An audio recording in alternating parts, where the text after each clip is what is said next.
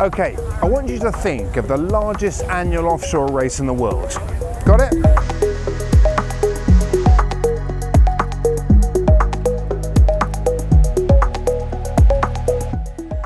Now I'm going to bet that you're thinking of the wrong one, unless that is you're an American sailor.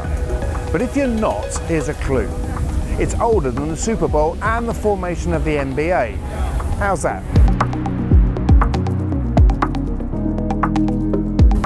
Okay, here's another.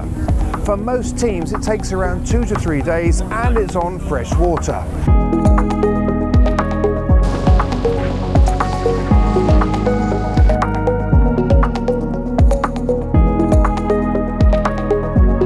No, still not got it? Okay, well it's here.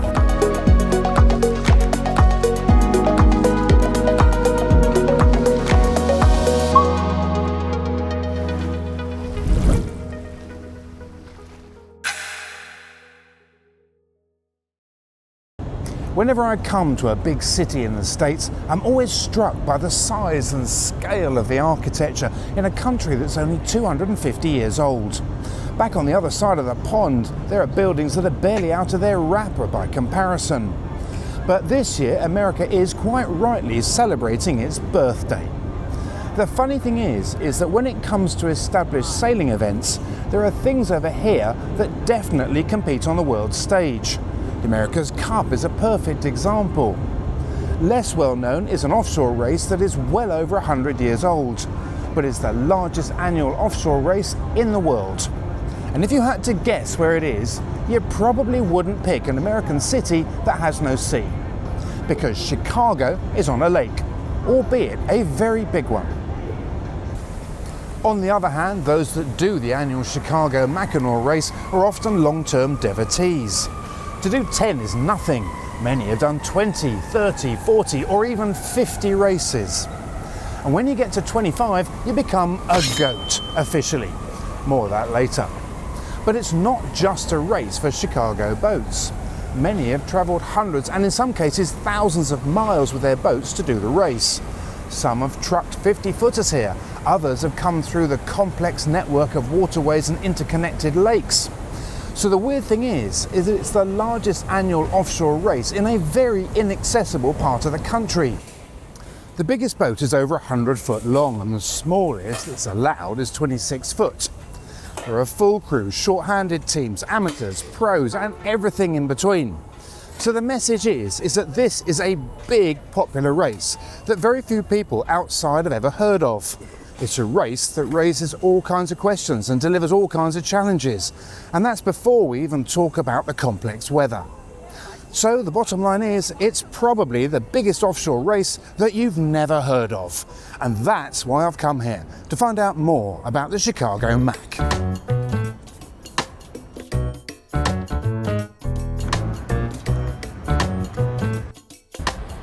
So what does it involve?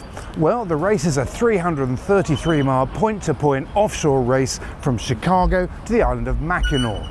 The course record for a monohull is 22 hours and 24 minutes, set by the 80-footer Maverick in 2024.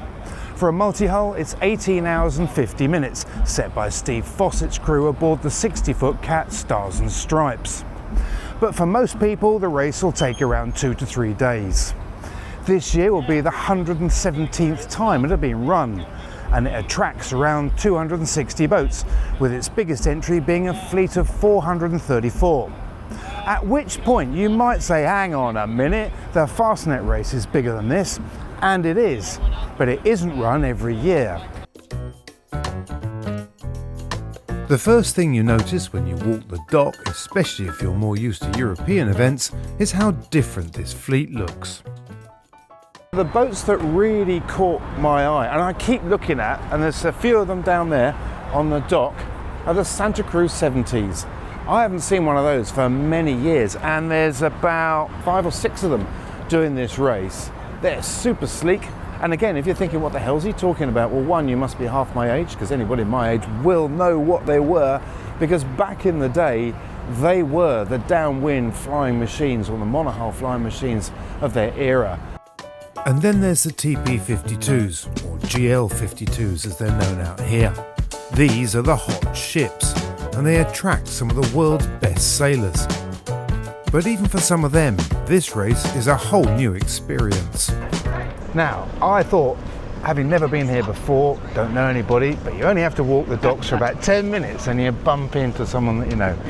Chris, it's really good to see you. Fancy seeing you here. What are you doing here? Yeah, well, Chicago Mac. It's one of those bucket list races that I've never had the opportunity to do, and then this year, got asked to come and do Heartbreaker, TP52. I think the GL, Grand Lakes 52. Right. So, it's so nice sailing on fresh water. Do you notice a difference? Oh, well, you notice a difference in comfort in regards to, when you're getting wet and hosed with salt water, and then you kind of, you stay salty and you stay wet. And this is, your fresh water, you dry off, and you just go, wow, cleaner than was when I got on it. Do you? Does the boat feel any different though? Do you think? I do think they're a little more sluggish for sure. Right. In the fresh water, just sinking that little bit more. But TPs are pretty wound up, high performance boats. Pretty nice. And where does Heartbreaker live normally? I see it's got Newport stamped on the stern, but that's where it's registered. But... No, most of the time it stays here on the on the lake. Something else that comes out in no time is how this race is a family affair. I'm Sam Netto. I'm racing on Cynthia Lynn, which is Beneteau First 53. And it's my brother's boat, and we're co-skippering. And we had a great year last year, and champagne ride to Mackinac Island. Won our class in the cruising division. Weather's not looking like it's going to happen like that this year, but we're going to go have some fun. I'm sure Sam and or Margaret mentioned, my father and his legacy. His grandfather started doing Mackinacs in 1946, and he had grown up in Beaver Island with his brothers who were commercial fishermen, and he watched the boats go by as a young boy, and he said, I want to own one of those boats someday and race the Mackinac races. So he bought that boat in 1946. My father started sailing with him then. And then in the late 60s, my father decided to get his own boat. My grandfather had 3 different Roma Hajos, beautiful classic yawls from Europe. But then my father started racing his own boat, and it was convenient to have us come and crew. So started racing on those boats when I was probably 12, and did that for 30 or 40 years and moved into my own boat. Right. How many times have you done this race? I think this is my 45th or 46th. Crikey, really? So, yeah. Sam is a much better racer than I am, so I learned from him. We learned from my father. He was competitive, but he really just enjoyed being out there. And I think we were more competitive than he was. And then, of course, the one that sits above all of us is Margaret Shea, who's the 2-time Olympian, who's my sister Mindy's daughter. Now, you know this area pretty well, don't you? This is where you grew up. I do. I don't actually sail here as much as I'd like, but yes, I've been bothering everyone at this yacht club for like 25 years now. Right. Let's start off with actually the boat that you're sailing, the Santa Cruz 52. Tell us a bit about that. It's owned by Lindsay Duda, and she's campaigned it for the Transpac, for the Cabo races, so on the West Coast and in the Midwest for the last few years. It was a family boat before it became my boat, and I raced on it for years before that transaction happened. Oh, did you? What kind of racing did you do on it? Same thing, offshore. We've done a Transpac, we've done the 600, we've done several West Coast races, Puerto Vallarta, we've done a Montego Bay race to Jamaica. We've traveled the boat quite a bit. I was going to say, it sounds like it's traveled a lot. Yeah. How do you get it to those places? On a flatbed. Do you? Yeah, but we always come back to the Midwest because it's, sailing against your friends is the best. It's the best kind of sailing. I grew up learning to sail with my grandpa, John Netto, who's no longer with us, but when he passed, he held the record for most number of Chicago to Mackinac and Bayview to Mackinac races. I think it was 64 maybe. Wow. Yeah, it was wild. And I remember every start of the Mac race, he'd get the crew together in the cockpit. I was only allowed to start during races when I was like 16 or something. He had a rule for his daughter, for his granddaughters. So you had to be 16, and when I was finally old enough to do it, I remember him gathering the crew and just saying, you know, thank you all so much for being here. There's no place I'd rather be, you know, and he looked forward to that race every day of the year, and loved doing it. And then there are those who've flown across the pond to do this race for the first time. We are very much a British entry. Obviously, I'm an American. I live in London. I sail in London. Done all the ROAA stuff in London. So I consider myself a British sailor at this point. But we're a team from the London Corinthian Sailing Club. So, you know, small, not so small outfits based out of London. We do a lot of sailing on the Solent, out of Hamble usually, a little bit of Portsmouth. Rory is known to be around those parts as well. Yeah. And yeah. And have you done this race before? No, this is my first time to Chicago. So I think for all of us, there's only one crew member who's done it before. The rest of us have, so we only met the boat 2 days ago when we flew in. So we're having a bit of a, panic 2 days of training to get to know things before we start tomorrow afternoon. And what is the boat? It's a CM 1200, so 40 foot.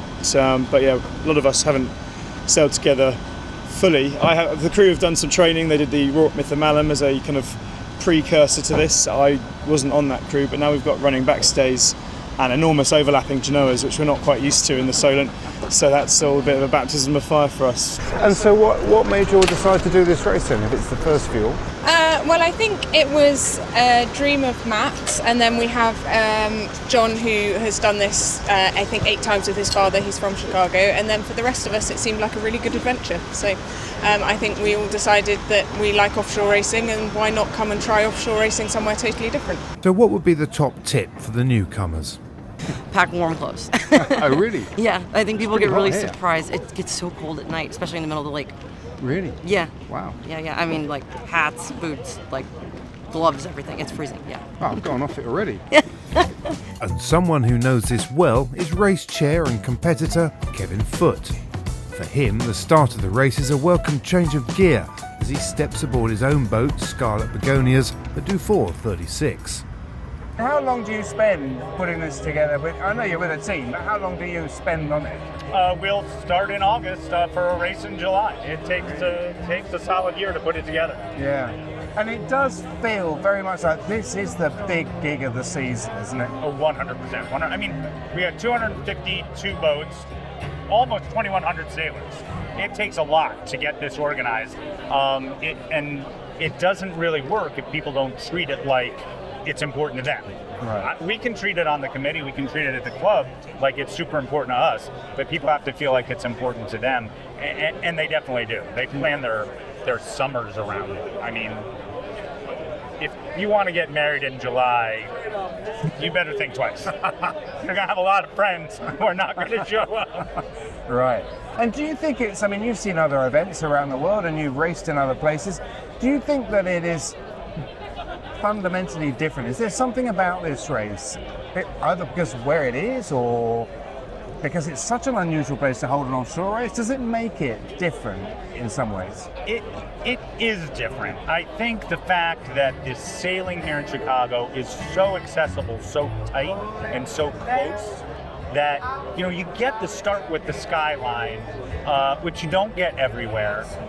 You get a transition through very, very remote, like you call it, it's the dunes, things like that, and then the finish at the island and the bridge. It's just got this blend of all kinds of scenery, all kinds of things, really crazy conditions, anything from massive thunderstorms with 30, 40, 50 knot gusts, all the way up to absolute doldrums. It's a very tricky race with a lot of thermal component too. I think that's one thing that brings people back over and over, because it takes forever to learn some of the nuances and the tricks of the conditions. And we talked earlier about how puzzles and boats can become puzzles that you have to figure out. And I think this race is like that. It's not a put the bow down and go. This race happens very much above the neck. Well, here we are, Chicago, the start of the Chicago Mackinac Race. It told me before I came out here that the view back at the city skyline was a bit special. They're not kidding, certainly is. and on a day like today. This race is actually peppered with all kinds of stories of horrendous weather and thunderstorms and lightning and squalls and the rest of it, some of it actually on start day as well. But not today for us, we've been blessed. So, and what a day it is. So it's Saturday. This is actually the second day of starts, because the race for the classic division, the cruising division I should say, starts on the Friday. That's a smaller class, but they start on Friday, and then the bulk of the fleet starts on the Saturday. It's about 200 boats split up into various groups. The smaller sized boats set off first, and then gradually as the start sequence carries on, then you get to the bigger and bigger boats as you go further down the line. Of the many things that I've found really interesting about this race already, and that's before it even started, was listening to Chris Bedford, the meteorologist for this race, talk through his weather briefing. In fact, it was so good I listened to it twice, because he did it for the cruising division and he did it for the main division as well, and it was absolutely fascinating. And he should know, he's forecasted the weather for 40 years for this event, and of course he is an expert meteorologist. But one of the things that was particularly interesting was hearing him talk about why the weather for this race is so different from a conventional offshore race. Well, if you were sailing a coastal race, for example, like along a coast, you only have one sea breeze or lake breeze to worry about. Here you've got two. Also, we have a huge landmass to the west of this lake, and that landmass grows monster thunderstorms sometimes. And this race in particular has experienced some massive thunderstorms, multiple rounds of them going through the fleet during a race. And so that too is a sort of a wild card that can get thrown in here. Fortunately this year it looks like we're going to be storm free, but some years that's all we talk about. So we've just seen the second to last start go through. It was the Santa Cruz 70s, and then behind them the last start of this race to go will be the GL 52s, the former TP 52s, including the boat Heartbreaker that won the race last year. As nighttime fell, it was easy to see what the fleet as a whole was thinking, as virtually everyone headed for the Michigan side of the lake. Simple tactics for the opening stages. But as they headed further north and as the scenery got more interesting, the tactics got trickier. And just to add some spice to it all, this year a storm that was forecast to be low risk decided to turn up after all, put on a threatening display for many in the fleet. Meanwhile, back on shore, our race had started too, as I joined the media team on a 450-mile road trip to the finish on Mackinac. Now, when I signed up for this trip, I didn't really plan it very well, I think, because I just thought, this is an offshore race. We cover the start, we whistle up to the finish, easy. No, it's not like that. It feels like we're racing the fleet ourselves. You can see I'm in a car we've been driving since yesterday with my buddies here. Corey over here, Ian Rowan at the back, Matt, who's Chief of Operations. And so basically they shot the start. Of course, the first start was on the Friday, and the second start was on the Saturday. Straight after the second start, we jumped into our luxurious motor, equipped with Starlink and a big battery pack. These guys have been editing all the way up during the evening. We stopped off at Traverse City for a couple of hours kit, checked the tracker, and we're basically racing the fleet up to Mackinac. We're about an hour away now from the point at which we then have to get on a ferry. It gets even more complicated from there on in, but it is really exciting. I thought I was going to miss the fact that I wasn't on the water doing the race, but I don't know, I feel like I'm in the race already. I'll let you know when we get up to the island. But there were more hurdles to negotiate beforehand, because to get there you need to take a ferry to Mackinac without your car. Because the only transport allowed on the entire island are horses and bicycles. And the funny thing is that those that have done it before, who are guiding me through this whole process, have had this sort of odd, funny smile on their face. They keep looking across at me and I'm thinking, what? What have I done? What? And now I know why. because they've been keeping it a secret, frankly. I mean, they say they told me what it was like when you get here. I don't believe them. I think it was actually a secret. In fact, a conspiracy, because when you get here to Mackinac, it is quite simply the most beautiful, extraordinary venue I think I've ever come to for the end of an offshore race, let alone one that starts off being quite so unusual as being an offshore race on a lake. Out on the racecourse, things were still quite fruity.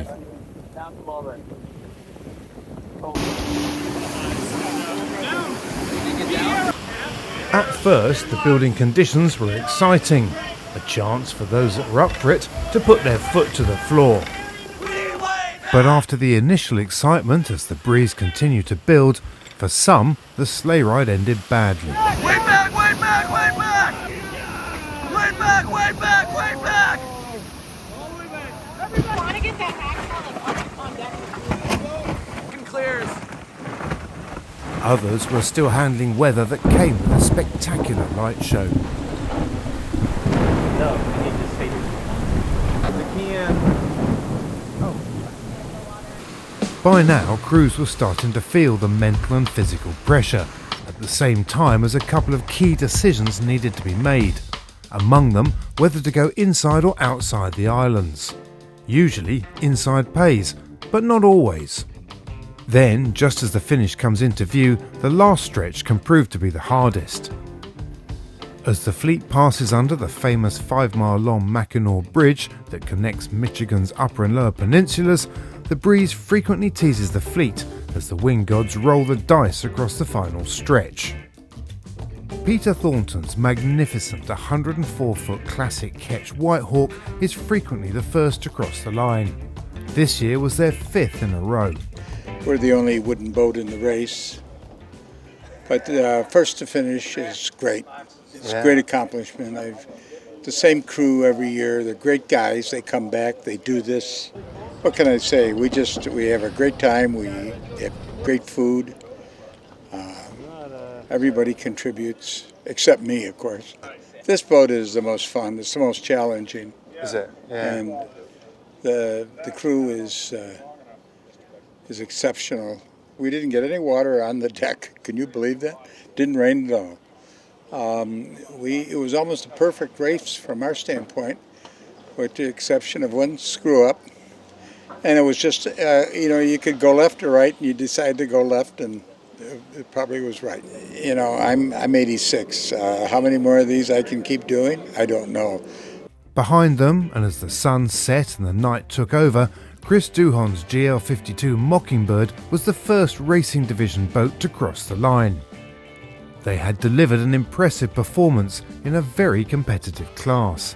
But this was a particularly special one for Duhon, who'd now realised a dream with the news that they'd secured the overall win to take the Mackinac Trophy. Well, this is my first to finish in a monohull. We've been second across the line quite a bit. So it was a pretty amazing thing, and I haven't exactly counted which number this is yet, but we know it's pretty close to 25. So. For me. But our crew has been working at this for many, many years, about 10 years on the 52s. I think the big thing was that, my competitors, especially in the 52 group, are they're amazingly great sailors. My team's very good and amazing, and what they did was just work hard. And we got lucky and kind of had a couple good shifts go our way. We had some bad luck too. But what happened was we were kind of in a drag race with LJ and Phil and Bora Galari. Which I would have done too. You have to make a decision. You can't win by following, so you split. And when they came back in, they split farther. But the other thing we had was, the Section 1 boats. For a while there, a lot of 70s were in front of us, and it took us a long time to drag them down. It was a fantastic race, though. For us, the early finishers were just the start. A few hours kip, and we were back on watch to head out to film sunrise and the next boats in. There is no time for sleep for anyone in this race, it would seem. We've come out to the bridge, so they've got a few miles to go for the finish. This is one of the Santa Cruz 70s Evolution. But we've had quite a few finishes overnight. It's been quite a lively night with a lot of thunderstorms and a fair bit of rain, and with it some very, very changeable conditions. which apparently are characteristic of this race. We've been hearing all kinds of stories overnight of people who've been really struggling with the conditions as they've come up here into the more sort of squally and tricky conditions. What a way to round off your race. As more boats arrived at the dock, it was clear that this race had been as challenging as ever. And yet for some, a passage of 300 miles on the lake was little more than a sprint. Mike Evans had bought his Pogo 50 in France and brought it back to his hometown in Chicago. After crossing the Atlantic, he and his crew took the long way round to bring the boat home. I bought the boat about 5 years ago. Went over and picked it up. It was November. I think I sailed it for 20 minutes before we set out for Portugal. So was not familiar with it, but the wind was a following wind, and we sailed it off to around Cape Finisterre, down Portugal all the way, and we ended up going all the way to Puerto Rico, up to Bermuda, Rhode Island, around Nova Scotia, and then up the St. Lawrence Seaway to Chicago. So it was about 8,000 miles. That's a big trip. I mean, you say it as if it's like, yeah, that's what everybody does, but that's a big trip. I would say it's a trip of a lifetime, but I hope to do it again. So hopefully it wasn't a trip of a lifetime. The whole thing was probably 6-7 weeks of actual sailing, but we did it over the course of about a year. The hardest part was probably there's a section that has a current of 7 knots. And so, if you're gunning the engine, you can go 8 knots. It takes a long time to go through it. If your boat's not capable of doing 8 knots under motor, you can't get up that section. And so how was it for you? How was it Chicago, Mac? It's wonderful. Everyone who's done this race a few times realizes there's multiple races involved. Things are going to switch. The weather's going to change. You have to navigate the islands. And we were in dead last, going into the islands, and we came out of it and we were 4th. So, because we had wind and we had some navigation stuff that we could do. And so that's what's really satisfying about the races. Things can change. It's very dynamic. You have to be in it for a long time. It's not that long. It's 36 hours, so you can kind of power through it without having to spend a lot of time sleeping like you would on a 600-mile race or an 800-mile race. So it's a blast. I loved it. But apart from the striking scenery and the unique spectacle that is Mackinac Island, the parties are another major distraction and a huge part of this race. Here, one of the most notorious is for the goats.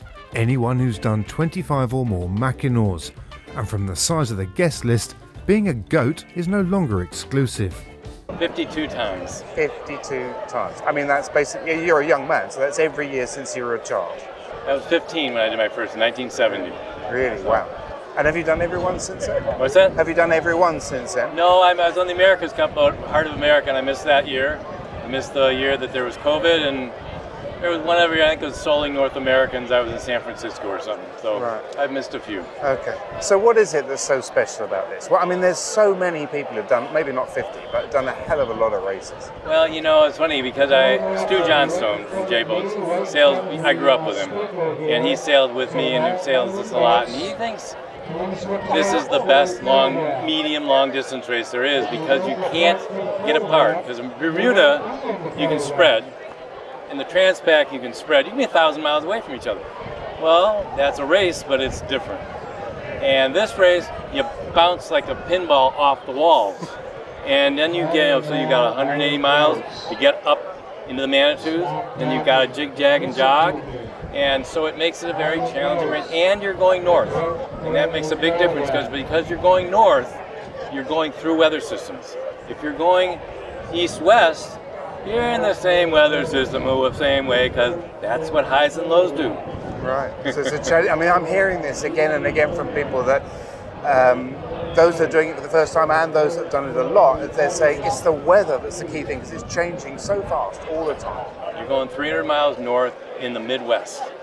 And these little pop-up thunderstorms, maybe people don't see them. We see them all the time. Our house got hit with a 120-mile-an-hour wind the other day and knocked a bunch of trees down, and it was forecast, but nothing like that. And it wasn't a tornado, it just came blowing through Lake Geneva. At the other end of the scale, what did those who are doing it for the first time think? It's one of the most different races I've ever done in my life. You're trying to use experience you've learned everywhere else around the world. In a lot of instances, it doesn't apply and it doesn't help. So Yeah, like it needs a long sort of debrief over it. We had a really bad result with some decisions we made quite early on that just snowballed along the race. And you think you've made these decisions with sound information and a lot of thought, and then the lake just throws something completely out of left field at you. So that's one down. Does it make it easier to imagine how people get to 20, 30, 40 or even 50? Yeah. Can you see how it becomes an obsession? I reckon if I'd done 30 of them, and you'd still be learning so much. Really? Even just off yesterday's race. No one got this race right. They just made less mistakes than the rest of us.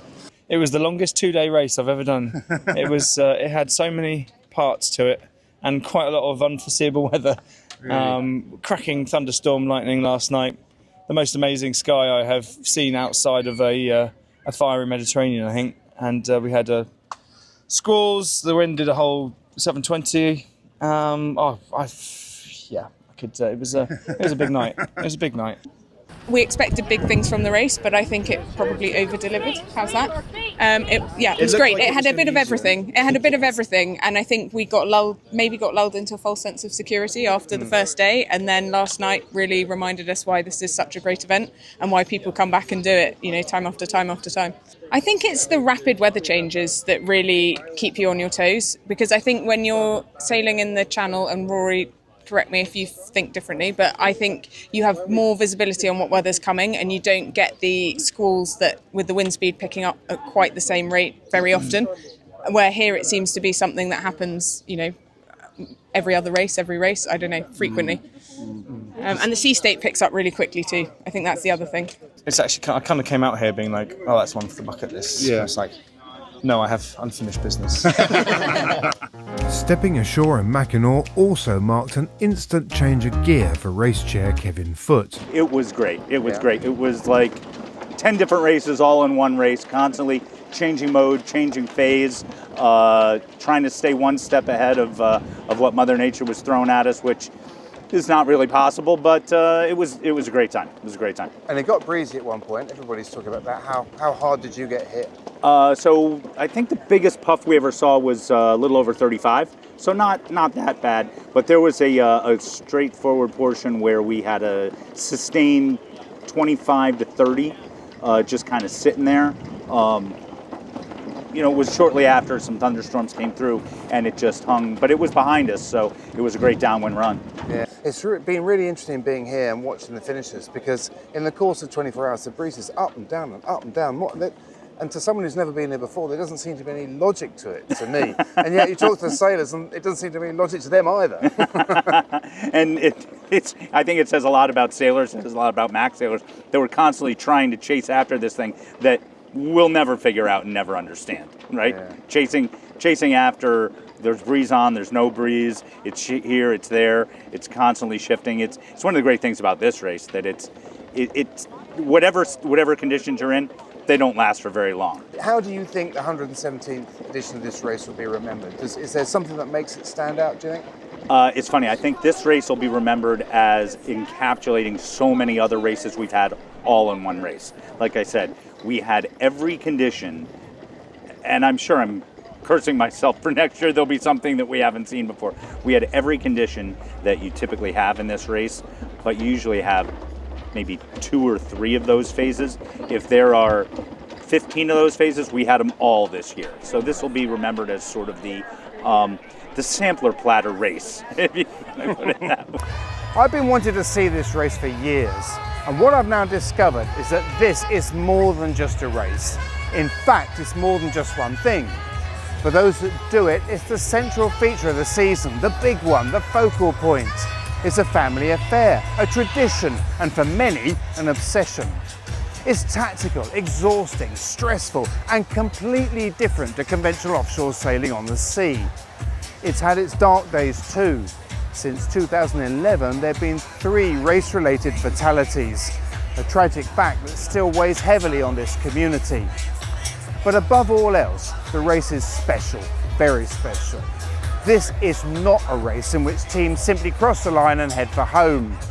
The destination is a huge part of the event. Chicago Mac is a celebration of the season and a date in the diary that is second only to Christmas and Thanksgiving. So this is a very special race. I sort of knew that before I came, is why I came, but I never imagined it would be like this, or that I would feel like this. And I didn't even do it. But to that point, what I also know is that you don't even have to compete for it to get under your skin. Just saying.